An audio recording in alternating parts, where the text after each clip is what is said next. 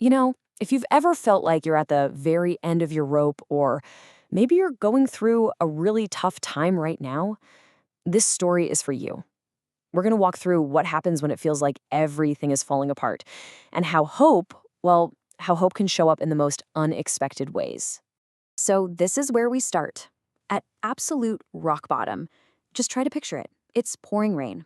A door that used to be yours is now locked, and you have literally nowhere to go. For a man named Sipo, this wasn't just some bad dream, it was his reality. So the big question is, how on earth did he get here? To really get how deep this fall was, we have to look at what his life was like before. Just a few months before that rainy night, Sipo's world looked completely different. It was a life built not on a lot of money, but on something much more solid: hope. Yeah, the thing about Sipo's life was how normal it was. He had a steady job there in Cape Town, a small apartment that was all his, and, dreams for the future. It wasn't fancy, but it was stable. It was predictable. It was a life that was moving forward. And I think it's a life a lot of us can relate to. And this, right here, was kind of the quiet engine that kept him going. Every single morning, this was his ritual. It wasn't some big, loud thing. It was just this personal, quiet moment of trust that he wasn't trying to figure it all out on his own. But that quiet, stable world, that foundation he'd built, was about to get hit by an absolute hurricane. And everything, I mean everything, was about to change in the blink of an eye. And isn't that how it usually happens? It's not some dramatic explosion. It's a quiet meeting, a memo, a corporate decision about downsizing made by people miles away, which was about to become devastatingly personal for Sifo. And there you have it, those words, the ones that can just pull the rug out from under your entire life. In that one moment, his income, his stability, his whole routine, it was just gone. And you can see how fast things started to spiral. That first week, he tried to stay positive. Something better is coming, he told himself. But then 1 week turned into a month. The job search was a dead end. And by month 3, the bills were a mountain and the pressure was just unbearable. This was it, the final blow. This wasn't just about a job anymore. This was about his home, his shelter, his safety. And when Friday came, that was gone too. Which brings us right back to that moment we started with, a man all alone standing in the rain. Okay, so now he's on the street. He's got nothing left.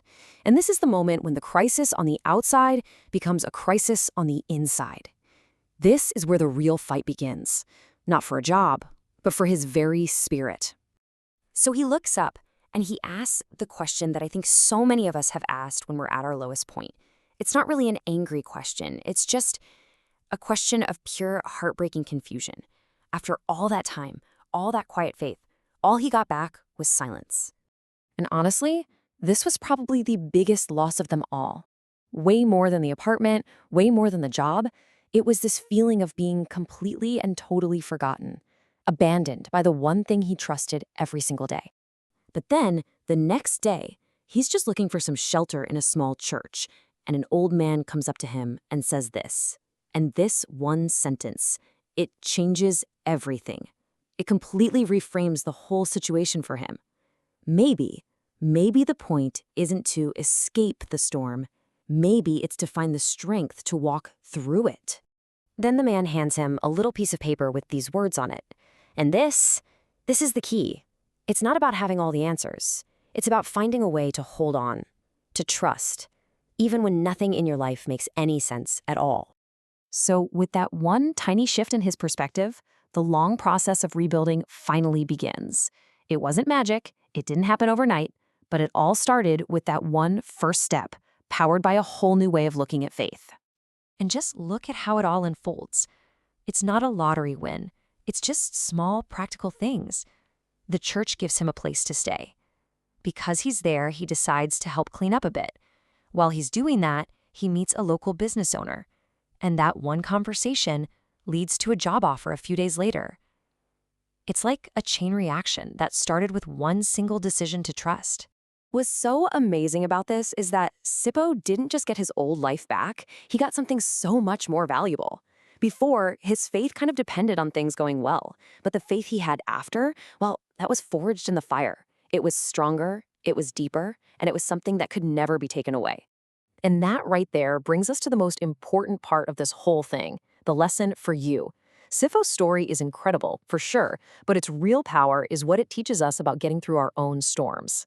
This is really the heart of it. If you're waiting for everything in your life to make perfect sense before you feel hope again, you could be waiting a very, very long time. True faith, the kind that gets you through the impossible, is the choice to trust the journey, even when you're lost in the fog. And this is the ultimate lesson, isn't it? What feels like a horrible, devastating end might actually be a very painful but very necessary new beginning. It's a chance to rebuild your life on a foundation that can't be shaken no matter what happens. So I just want to leave you with this one question. Whatever storm you might be in right now, what if it's not just an ending? What if, on the other side of all this pain and hardship, something stronger and better is waiting to begin? What could that be if you just keep trusting?